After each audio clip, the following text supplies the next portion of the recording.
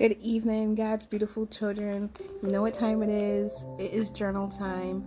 I hope you guys had an amazing Sunday. I know I did. Church service message today was so amazing. It was so beautiful.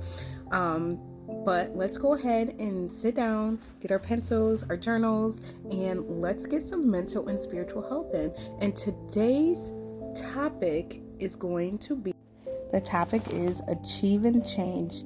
And boy, don't we all need some change. If it, it's not something that's not part of reality. We can always change in certain areas. We can always grow in whatever we're doing. Even if we're in a great season of our life, there's always room for change, everybody. There's always room for change. Like, I'm changing constantly, and I think it's important that we do this exercise so that way we can continue to track the growth of our changes.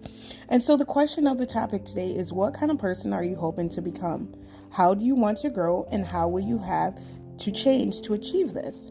Question 1, my example is, the person I'm hoping to become is someone who is, examples, someone who's courageous, successful, loving, helpful, likeness of Christ, kind, faithful. These are just all examples.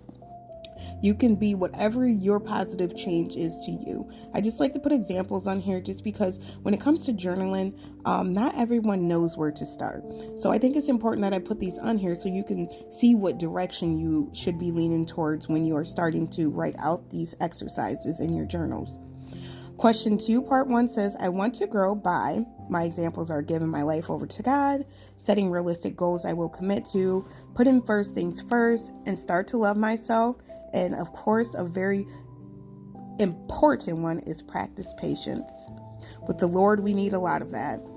Okay, and down to question 2, part 2, it says the changes I need to make to achieve these changes are, my examples are changing my mindset, changing my inner circle of friends, asking God for help with prayer, and finding ways to stay positive.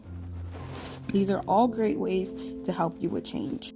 And as always, with the Bible verses, they're so encouraging to me, and I think that it's so important to add these in here too, because if the Bible is our life, it's our life manual. It lets us know where we are and where we need to be going in our lives. So the encouraging Bible verses I added today are Ephesians 4 verses 22 to 24, and it reads, you are taught with regard to your former way of life to put off your old self, which is being corrupted by its deceitful desires, to be made new in attitude of your minds, and to put on the new self, created to be like God in true righteousness and holiness.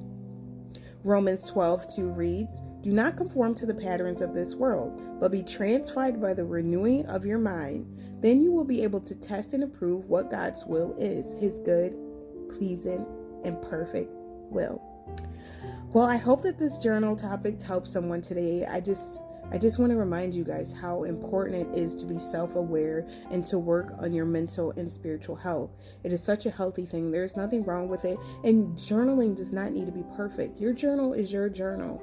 If you just scribble in it, you just write little phrases, it doesn't need to be perfect. But I enjoy making these prompts and exercises to help people find an easier way to understand and to actually get into enjoying journalism. It is so good to put how you're feeling on paper, because in my mindset, I think whatever is in me, I like to release it. And a really healthy way to release it is to write it out, so that way you can see it, it's now out of you, and you can move on. So as we're going through our days, let's go ahead and practice achieving change. And I hope that you guys have a blessed Sunday evening. May peace be with you all. Talk to you in the next one.